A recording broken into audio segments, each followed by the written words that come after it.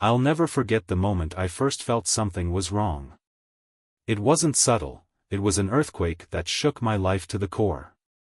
We were at my best friend Logan's barbecue, and my wife, Stephanie, was laughing at something Logan's brother, Mike, had said. She laughed too hard.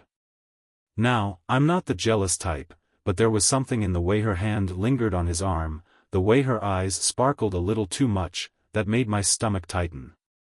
I shook it off, convincing myself I was imagining things. After all, Stephanie had always been vivacious, always the life of the party. But then, the bombshell came. A few days later, I came home earlier than expected from work.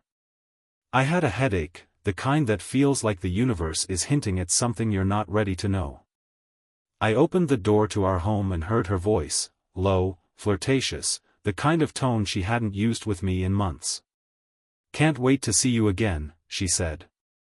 My heart slammed against my ribcage. I walked into the living room just in time to see her hang up the phone, her face glowing like a teenager in love. She jumped when she saw me, her smile freezing into something unreadable. "Who was that?" I asked, trying to keep my voice steady. Her eyes darted to the floor. "Oh, just my mom," she said, too quickly. I didn't press her, yet. But the first seed of doubt had been planted, and it was already sprouting thorns. That night, I couldn't sleep. Memories started flooding back, how she'd suddenly started spending more time at the gym, how her phone was always glued to her hand now, and how she'd recently changed her perfume to something bolder, sexier. The next day, I decided to trust my gut. I knew it was a line I'd never crossed before, but I checked her phone while she was in the shower. My hands trembled as I scrolled through her texts. Most of it was mundane, messages to friends, work stuff, but then I found a thread with someone named M. My blood ran cold. The messages were playful at first, but as I kept scrolling, they turned unmistakably intimate. "Last night was amazing. I can't stop thinking about you. You make me feel alive again." And the clincher, I wish he wasn't in the way. He. Me. I felt like someone had dropped a boulder on my chest. The room spun around me as my mind struggled to process what I was seeing. Stephanie, my wife, my partner for 10 years, was cheating on me. By the time she stepped out of the shower, my face must have said it all. She froze, towel wrapped around her, water dripping from her hair. "What's wrong?" she asked, but her voice quivered. I didn't answer. I just held up her phone, the screen still displaying the damning messages. "Care to explain this?" Her face went pale, then hardened. And that's when I saw a side of her I'd never seen before, a cold, calculating side that chilled me to the bone. "It's not what you think," she said, her tone sharp. "M is just a friend. You're overreacting." "Really?" I said, my voice rising. "Last night was amazing? That doesn't sound like something you say to a friend." She rolled her eyes, crossing her arms defensively. "You're being paranoid. If you actually paid attention to me instead of working late every night, maybe I wouldn't have to turn to other people for validation." Her words hit me like a slap, but beneath the pain, I felt a flicker of rage. She wasn't even denying it anymore, she was blaming me. That was the moment I realized Stephanie wasn't just unfaithful. She was dangerous. I stared at Stephanie, feeling as though the ground beneath me had disappeared. Her words cut deeper than any knife. This wasn't just betrayal, it was her shameless attempt to pin the blame on me, as if her actions were justified. The air between us grew thicker, a toxic fog of anger, disbelief, and the overwhelming urge to shout every curse word I knew. "You think this is my fault?" I growled, taking a step toward her. "You're sneaking around with someone behind my back, and somehow that's my problem? Explain that logic to me, Steph." She didn't flinch. If anything, her posture became bolder, her chin lifting as if she had the moral high ground. You work late every night, she shot back. You're more married to your job than to me. What was I supposed to do? Sit around and wait for you to notice me again? Her audacity made my blood boil. Oh, I'm sorry, I snapped. I didn't realize being a responsible adult and keeping a roof over our heads was a crime. Maybe I should have thrown it all away so I could play therapist for your selfish little ego. Her eyes narrowed. Don't you dare twist this around like you're some saint, she hissed. You've been emotionally absent for months. Do you even remember the last time you asked me how I was feeling? Or is everything always about you and your precious work? I laughed bitterly, the sound hollow and full of pain. Wow, Steph. You should give yourself a medal for how well you've justified cheating. I'm sure M is proud of you. At the mention of his name, or rather, his initial, her mask cracked, just for a second. Her eyes flicked to the side, a tell she'd always had when she was caught lying. I pressed on. Who is he? I demanded. Mike? Is it Mike? Or some other guy you've been pretending is just a friend? She hesitated, and for a fleeting moment, I saw fear in her eyes. But then, just as quickly, it vanished, replaced by a chilling smirk that sent shivers down my spine. You're pathetic, she sneered. Always so desperate to control everything. Guess what? You can't control me anymore. I took a step back, stunned by the venom in her voice. This wasn't the woman I'd married. This wasn't the Stephanie who'd held my hand at my mother's funeral or whispered that she'd love me forever on our wedding day. You're right, I said, my voice breaking. I can't control you. But I don't deserve this, Stephanie. No one does. For a moment, neither of us spoke. The only sound was the ticking of the clock on the wall, a cruel reminder that time wasn't stopping for the disaster unraveling in my life. Finally, I said, I want you to leave. Her eyes widened in surprise. She probably expected me to beg, to cry, to grovel at her feet and promise to be better. But I wasn't going to give her that satisfaction. Leave, she echoed, as if the idea was incomprehensible. Yes, I said firmly. Pack your stuff and go. Tonight. She crossed her arms, glaring at me like a spoiled child who'd just been told no. You can't kick me out of my own house.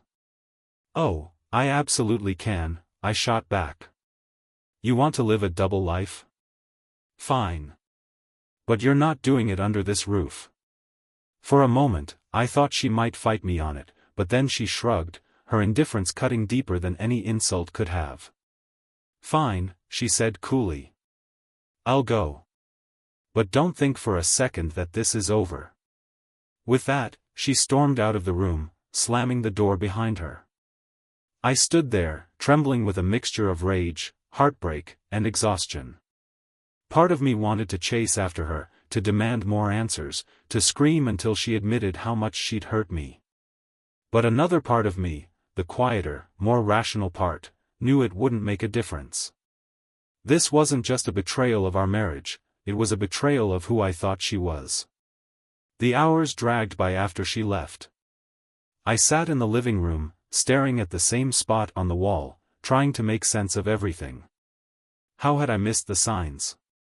Had she ever truly loved me, or had our entire relationship been a lie?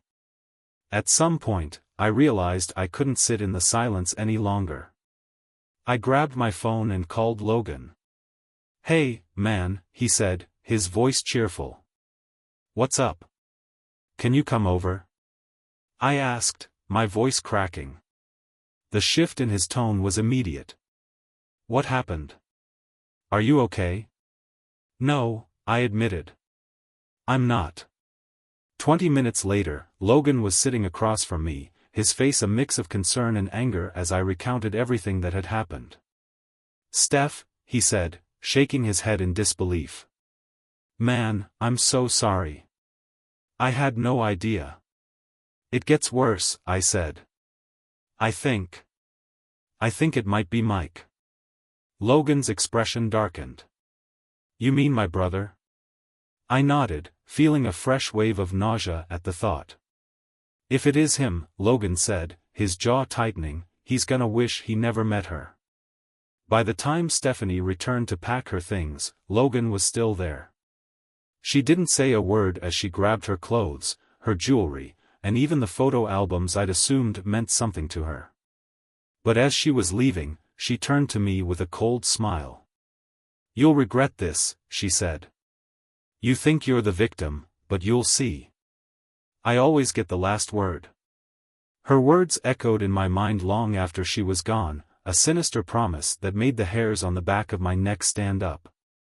And for the first time, I felt a chill of real fear. The days after Stephanie left were a blur. I was raw, sleep-deprived, emotionally drained, and constantly replaying every conversation, every glance, every moment over the past few months that now felt tainted. I tried to focus on work, but every email, every phone call seemed insignificant compared to the swirling chaos in my head. Logan checked in daily, pressing me for updates and offering his support. You want me to talk to Mike? He'd asked on the second day, his voice heavy with unspoken threats. But I stopped him. No, I said. Not yet. I need to be sure. That need for certainty drove me to do something I'd never imagined I'd do, hire a private investigator. The thought made me feel both pathetic and determined. I couldn't just sit there while Stephanie and M carried on like nothing happened. I needed the truth, all of it, no matter how ugly it was. The investigator's name was Amanda, a no-nonsense woman in her 40s who had a reputation for being thorough. Give me a few days, she said after I showed her the messages I'd found. If she's been sneaking around, I'll find out. 3 days later, Amanda called me. You were right, she said, her tone clipped. Her gym sessions were just a cover. She's been meeting this guy at a motel across town. I've got photos, timestamps, everything. I swallowed hard. Did you see who it was? There was a pause. Yes, she said. It's Mike. My stomach dropped. Hearing it confirmed was like being punched in the gut. Logan's brother. Someone I'd considered a friend. There's more, Amanda said. She's also been siphoning money out of your joint account. About $15,000 over the last 6 months. My head spun. What?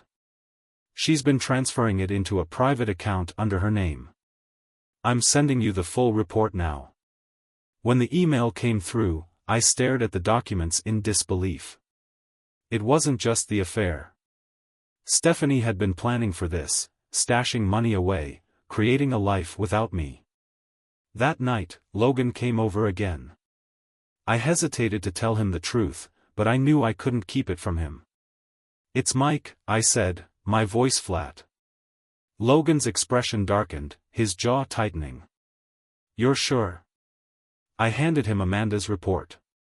He read it in silence, his face growing redder with each passing minute. When he finished, he slammed the folder shut and stood up abruptly. That bastard, he growled. I can't believe this. I reached out to grab his arm. Logan, don't do anything stupid. I know you're angry, but we need to think this through.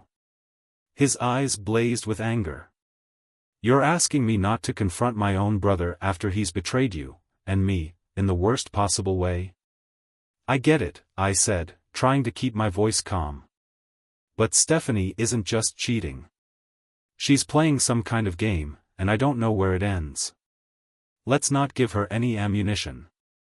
Logan exhaled sharply, pacing the room like a caged animal. Finally, he nodded. Fine. But I'm not letting this go. The next day, I called my lawyer. I'd been putting it off, hoping Stephanie might come to her senses and agree to a clean separation, but I knew now that wasn't going to happen. She's already stolen money, I explained to the lawyer, a sharp-eyed man named Frank. I need to make sure she can't take anything else. Frank nodded, taking notes. We'll freeze the joint account immediately. And based on the evidence you've provided, I think we can argue for financial restitution in the divorce settlement. Divorce. The word felt heavy on my tongue. It wasn't what I wanted, not really, but Stephanie had left me no choice. Later that evening, I got a call from an unknown number. "Hey, it's Mike," the voice said. My hand clenched around the phone. "What do you want?" I wanted to apologize," he said, his voice trembling. "I didn't mean for any of this to happen." I laughed bitterly. "Didn't mean for it to happen? You've been meeting my wife at a motel for months, Mike. You don't just trip and fall into that situation." "I know," he said quickly. "I know. But she told me things. About you. She made it sound like your marriage was already over." I closed my eyes, fighting the urge to smash my phone against the wall. "Let me guess, she said I was neglecting her, right? That I was a terrible husband?" There was a long pause. "Yeah," he admitted. I exhaled sharply. "You're a grown man, Mike. If you believed her lies, that's on you. But make no mistake, you betrayed me just as much as she did." "I'm sorry," he repeated, his voice small. "Save it," I said coldly. "I don't care about your apologies. Just stay the hell away from me." That night, I barely slept. The betrayal felt like it was multiplying, spreading like a virus that infected every part of my life. Stephanie's lies weren't just about her affair, they were about dismantling everything I thought I knew about our marriage, our friends, and even myself. But as the hours ticked by, something shifted. The rage didn't go away, but it started to crystallize into something sharper. A plan. I wasn't going to let Stephanie and Mike destroy me. If they wanted to play dirty, I'd show them I wasn't someone to mess with. By the time the sun came up, my anger had transformed into a steely resolve. I wasn't going to sit back while Stephanie and Mike made a mockery of my life. No. If they wanted to burn everything to the ground, I'd make sure they went down with the fire.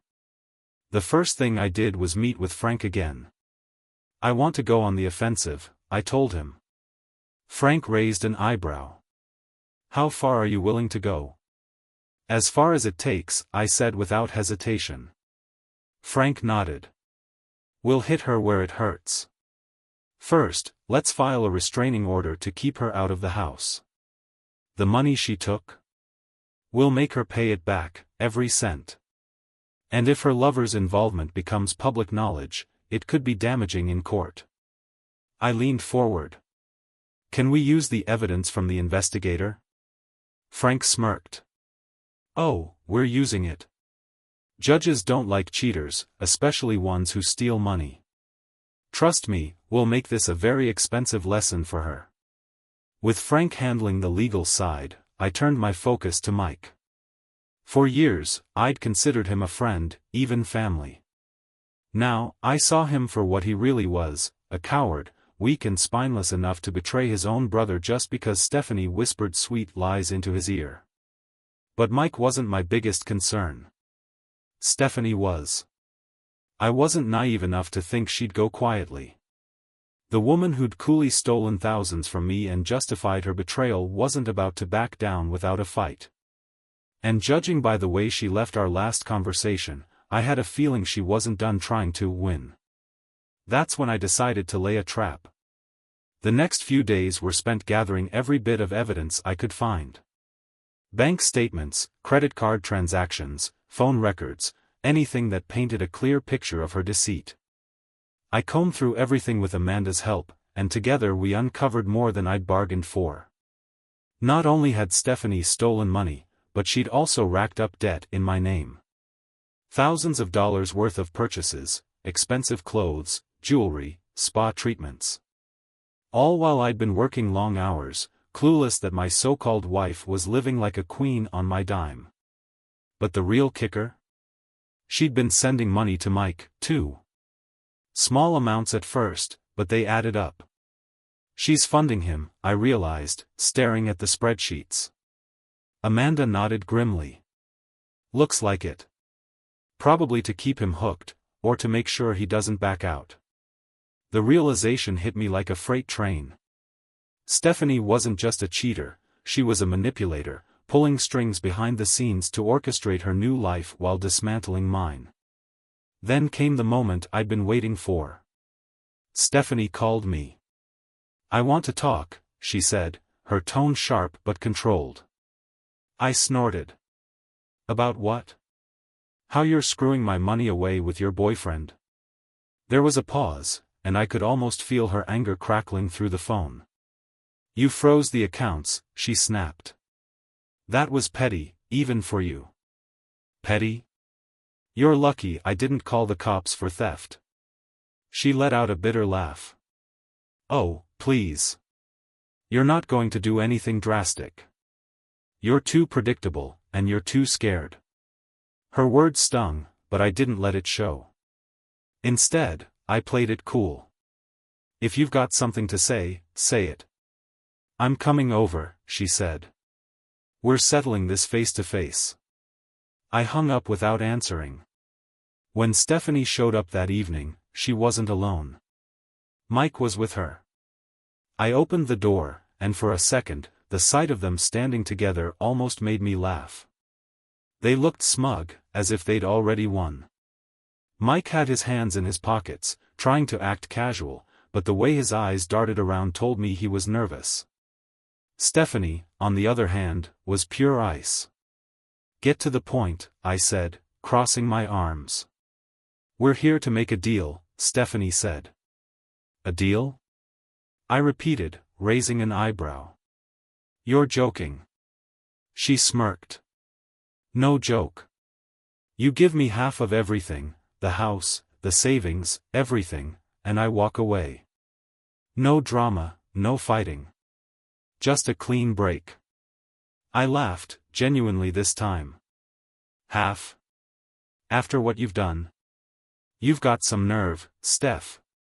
Her smile faltered, just for a second, but she recovered quickly. You don't have a choice, she said. If you fight me on this, I'll make sure you regret it. I looked at Mike, who was avoiding my gaze like a guilty child. And you're okay with this? I asked him.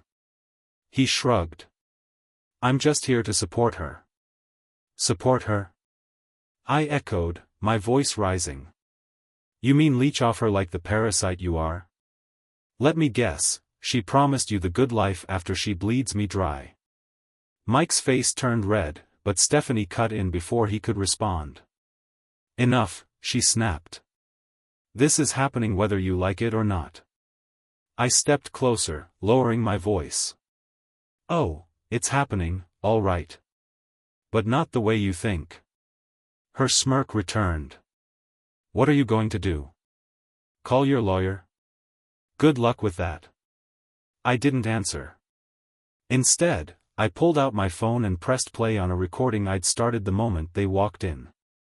Her eyes widened as her own voice filled the room. You give me half of everything, the house, the savings, everything, and I walk away. No drama, no fighting. Just a clean break. Mike's face went pale. What the hell is this? It's called evidence, I said calmly. For court. You think you can blackmail me into giving you half my life? Think again. Stephanie lunged for the phone, but I stepped back, my hand tightening around it. I don't think so, I said. You wanted to play games? Fine. But I'm the one setting the rules now. Her face twisted in fury, but before she could say another word, I opened the door and gestured for them to leave. Get out, I said. And don't come back. As they stormed off, I felt a strange sense of satisfaction. This wasn't over, not by a long shot, but for the first time in weeks, I felt like I had the upper hand. And I wasn't going to let it go. The days that followed their dramatic visit were a chess game, one where I was determined to stay 3 moves ahead. Stephanie had underestimated me, and I wasn't going to let her smug arrogance or Mike's spineless support system blindside me again. The recording of our conversation gave me a crucial edge, but I wasn't foolish enough to think it was over. Stephanie was crafty, and if she was bold enough to demand half of everything while standing next to the man she was cheating with, I knew she had more tricks up her sleeve. I decided to stay vigilant. One evening, while reviewing the evidence with Amanda, something new came up. "Did you know Stephanie's been spending a lot of time at a lawyer's office?" Amanda asked, her face partially lit by the glow of her laptop screen. My stomach twisted. "No." "Whose lawyer?" "Not sure," she replied. "But I've seen her go there twice this week. It's a family law firm downtown. Could be for the divorce, or," she trailed off, but the implication hung heavy in the air. "Or something else entirely," I finished. Stephanie's plan became clearer over the next few days. Documents arrived at my lawyer's office, making outrageous claims about our marriage. She accused me of neglect, emotional abuse, and, get this, even hiding assets from her. "She's going for a full smear campaign," Frank said when I called to vent. "It's a classic move in high-stakes divorces. Paint the other party as the villain so she looks like the victim. Don't worry, we've got more than enough to counter her claims." That was supposed to be comforting, but it didn't stop the bile from rising in my throat every time I thought about it. Stephanie wasn't just trying to take my money, she was trying to destroy my reputation. The breaking point came during a family dinner at my parents' house. It was supposed to be a quiet evening, just my parents, Logan, his wife, and a few close relatives. I hadn't told them everything yet, only that Stephanie and I were separating. I didn't want to drag them into the mess until I had more answers. But Stephanie had other plans. We were halfway through dinner when the front door burst open.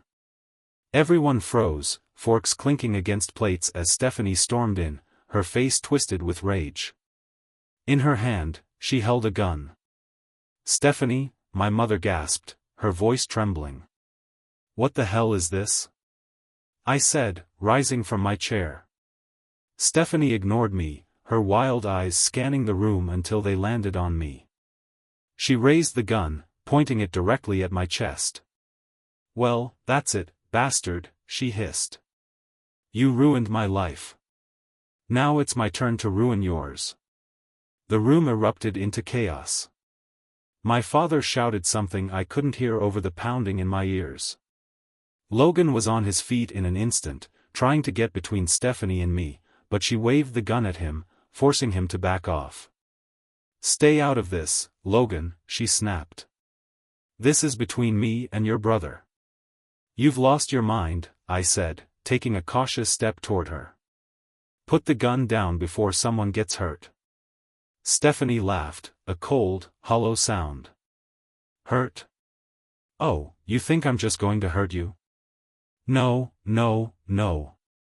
You took everything from me, Ethan. My life, my security, my future. You did that to yourself," I said, my voice steady despite the fear coursing through me. "You lied. You cheated. You stole from me." Her hand trembled, and for a moment, I thought she might lower the gun. But then her expression hardened, and she shifted her aim, to Logan's wife, Anna. The air left my lungs in an instant. "No!"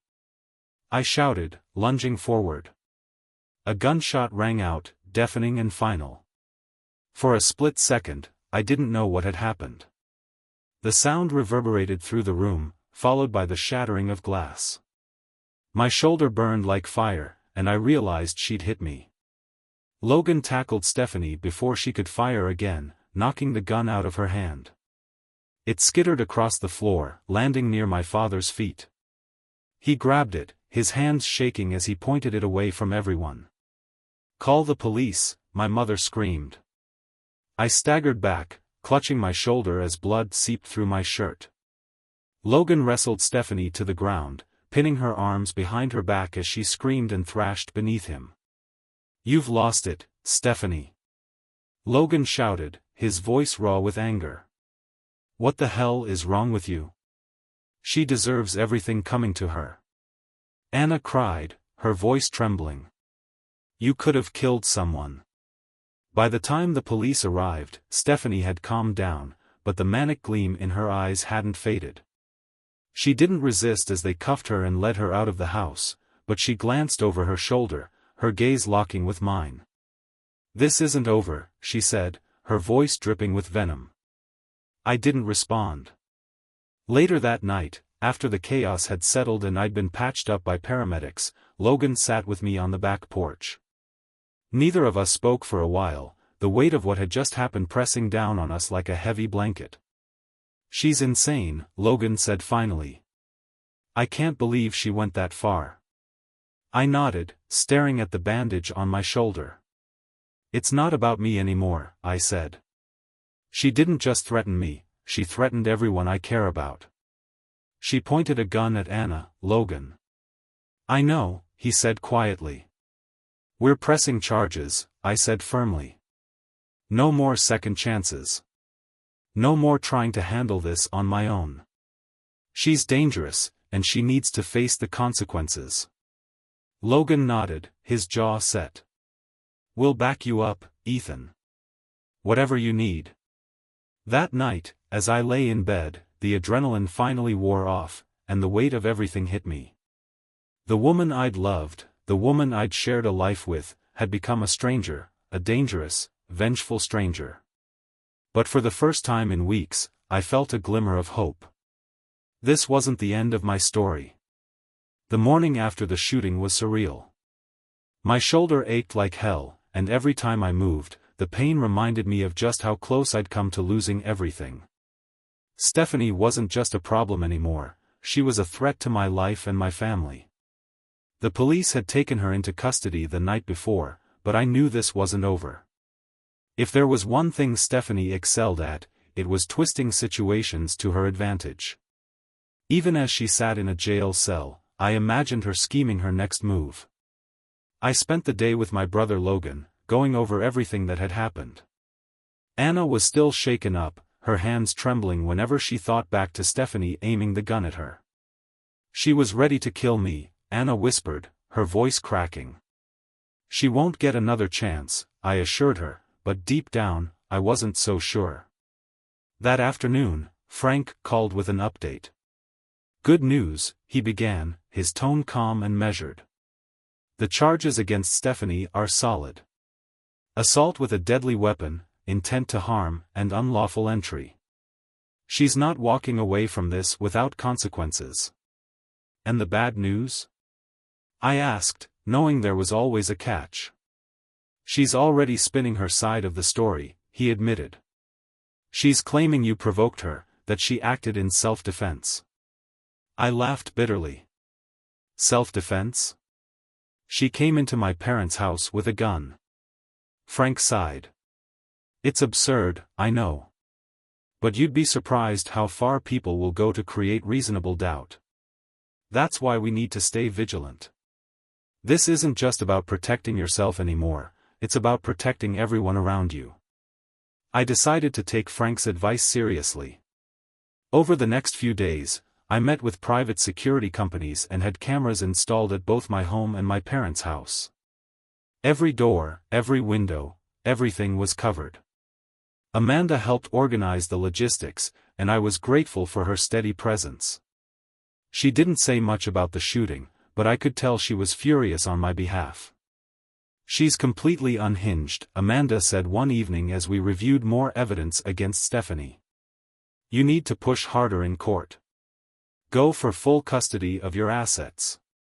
Don't give her a single dollar more than the law requires. That's the plan, I said, though the thought of another courtroom battle made my stomach churn.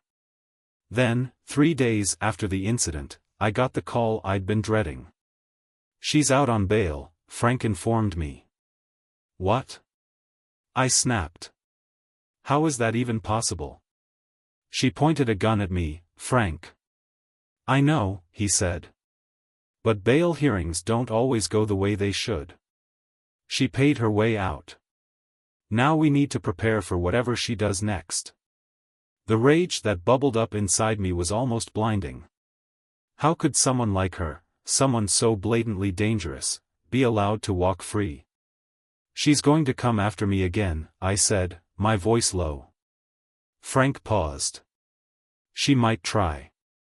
But this time, you'll be ready." That evening, I sat on the porch with Logan, trying to make sense of everything.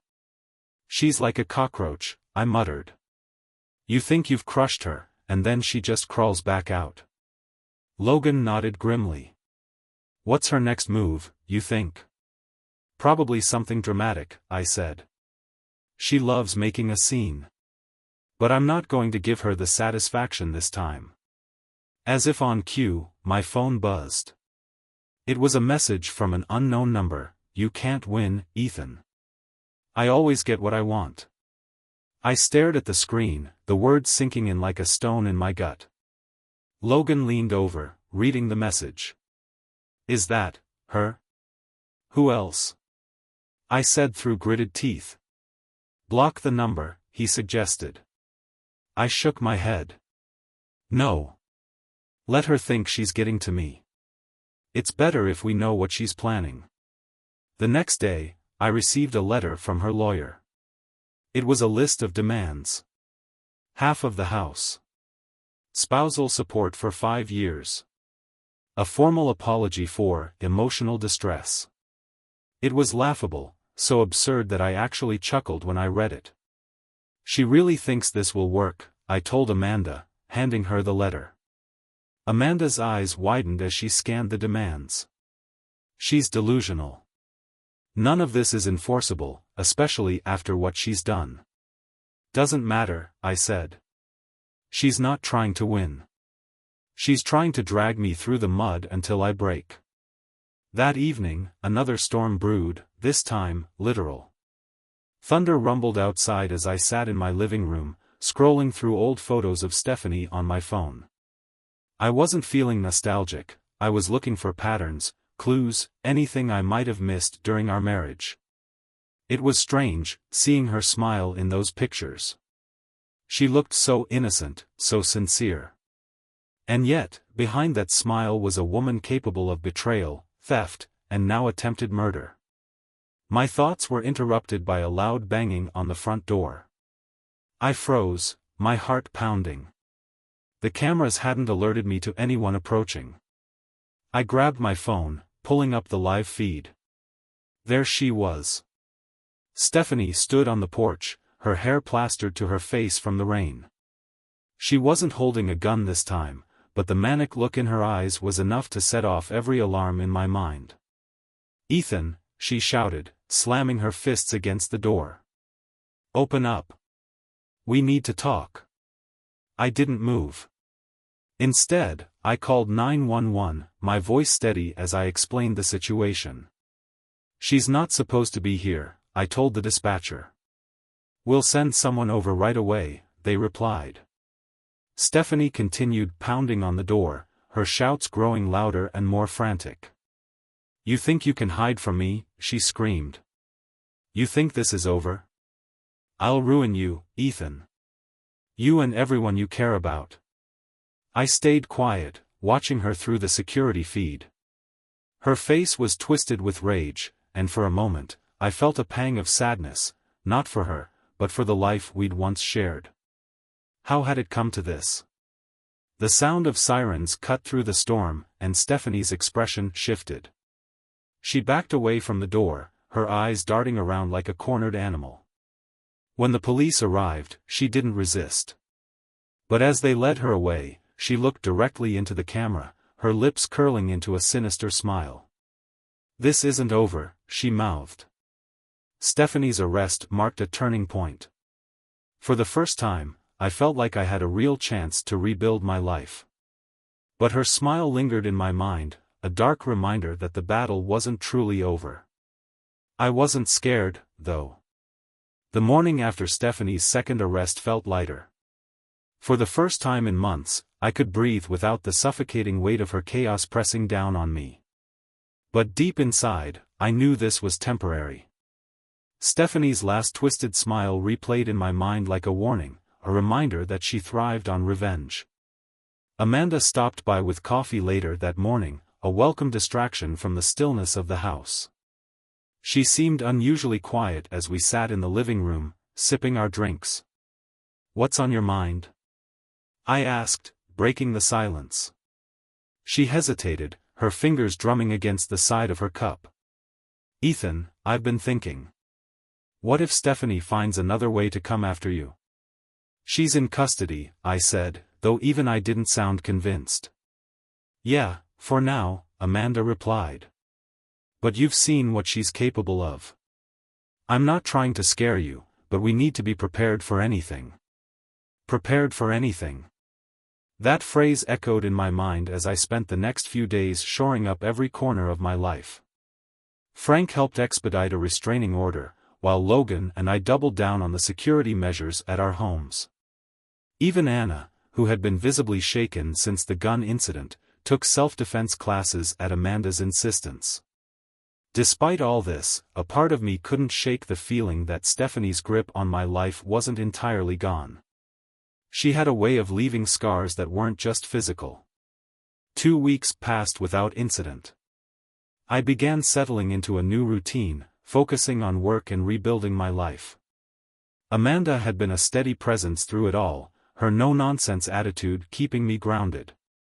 One night, we sat on the back porch, the cool evening air filling the spaces between our words. "Do you ever think about what could have been?" I asked suddenly, staring into the darkness beyond the yard. "With Stephanie?" Amanda asked. I nodded. She paused, her expression thoughtful. "I think it's natural to wonder. But don't get stuck there, Ethan. She's not the same person you married, and maybe she never was." Her words hit harder than I expected. Amanda had a way of cutting through my excuses, forcing me to face the truth I'd been avoiding. "You're right," I said finally. "I can't waste any more time on her." "Good," she said with a small smile.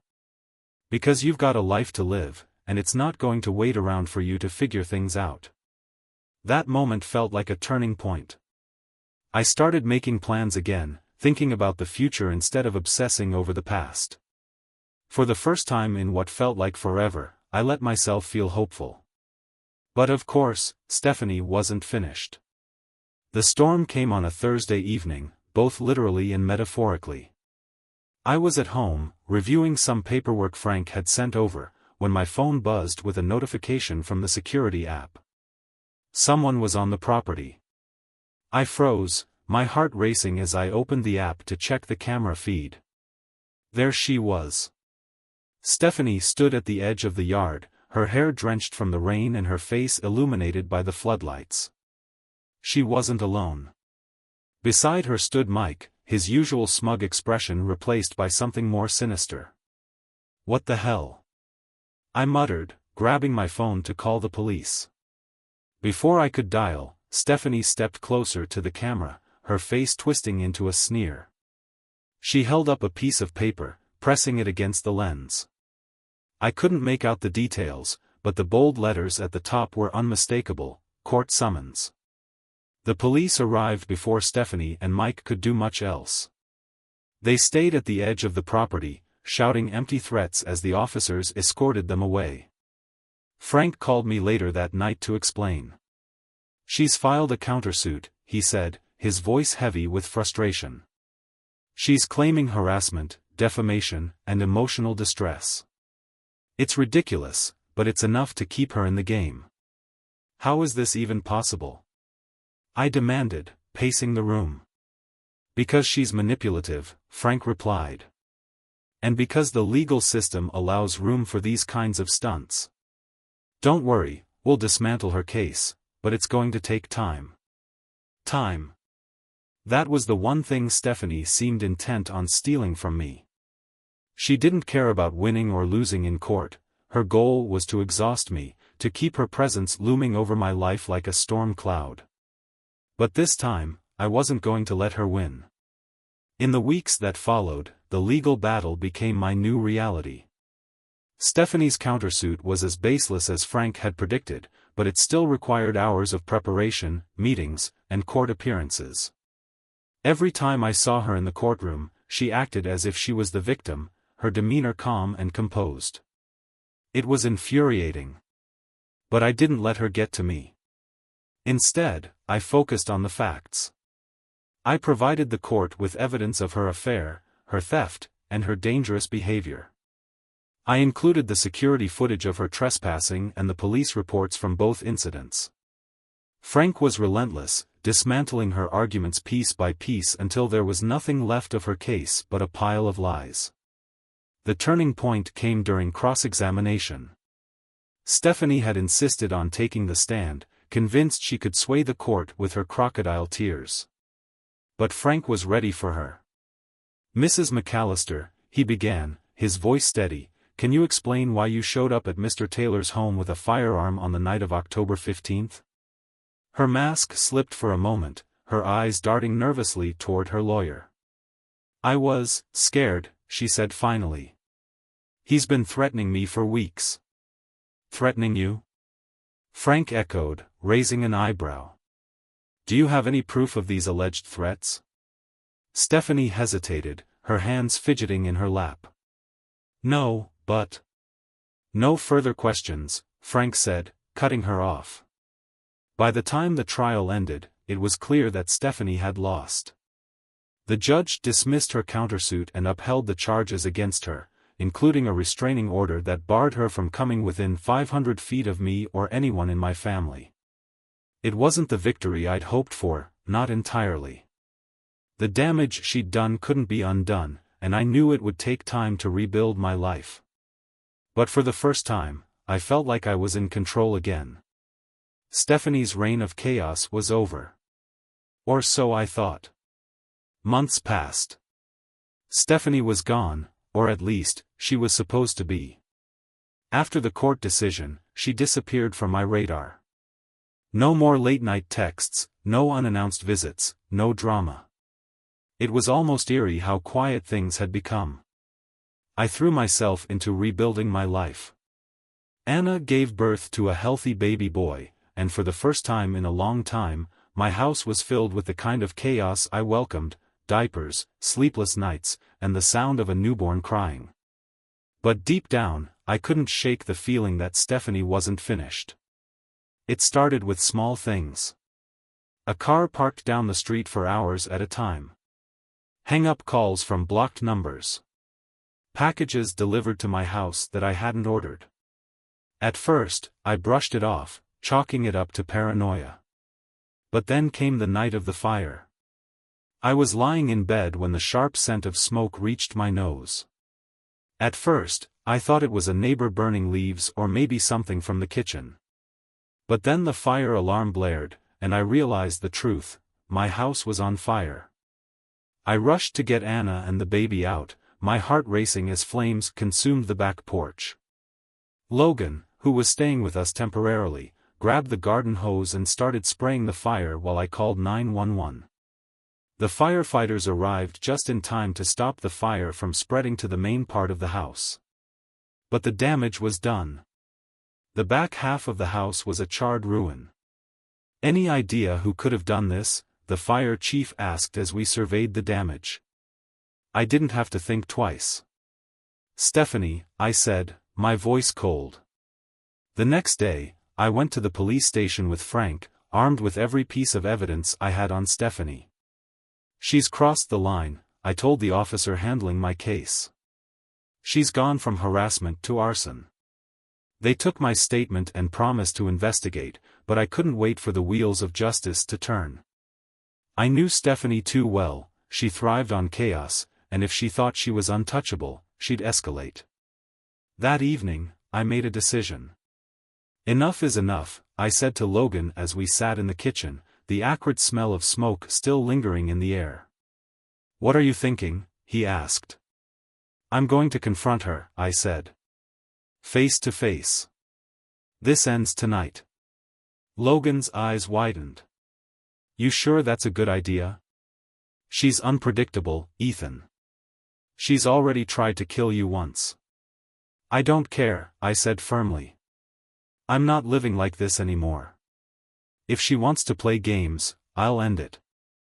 I found her easily enough. Stephanie had moved into a dingy motel on the outskirts of town, a far cry from the life she once had. I parked across the street, my hands gripping the steering wheel as I tried to steady my nerves. You don't have to do this, Amanda had said when I told her my plan. Yes, I do, I'd replied. Now, sitting in the car, I wasn't so sure. But then I thought about Anna, our baby, and the fire. I thought about the years of lies and betrayal, and the fear she'd tried to instill in me. This was about more than just ending the nightmare. It was about taking my life back. I knocked on the door to her room, my heart pounding in my chest. The door opened a crack, and there she was. Stephanie looked terrible, her hair was unkempt, her eyes sunken, and her clothes hung off her like they didn't belong to her. Ethan, she said, her voice dripping with mock surprise. What a pleasant surprise. We need to talk, I said, my tone flat. She opened the door wider, motioning for me to come in. By all means, she said, her smile sharp and mocking. Let's talk. The room was cluttered with fast food wrappers, empty wine bottles, and piles of clothes. You've gone too far, Stephanie, I said, keeping my voice steady. The fire, the harassment, it ends now. She laughed, a sound that sent chills down my spine. You think you can just show up here and tell me what to do? You ruined my life, Ethan. This is your fault. My fault? I said, incredulous. You're the one who cheated. You're the one who lied. You're the one who pointed a gun at me. And you're the one who left me, she shot back, her voice rising. You're the one who replaced me with that woman. This isn't about Anna, I said, my anger boiling over. This is about you refusing to take responsibility for your actions. Her face twisted with rage, and for a moment, I thought she might lunge at me. But then she did something I didn't expect, she started to cry. You don't understand, she said, her voice cracking. I've lost everything. And it's all because of you. I stared at her, unsure if the tears were genuine or just another manipulation. You lost everything because you destroyed it, I said finally. Not me. You. She looked up at me, her expression shifting from sorrow to something darker. You think you've won, don't you? She said, her voice cold. You think you can just walk away and live your perfect little life.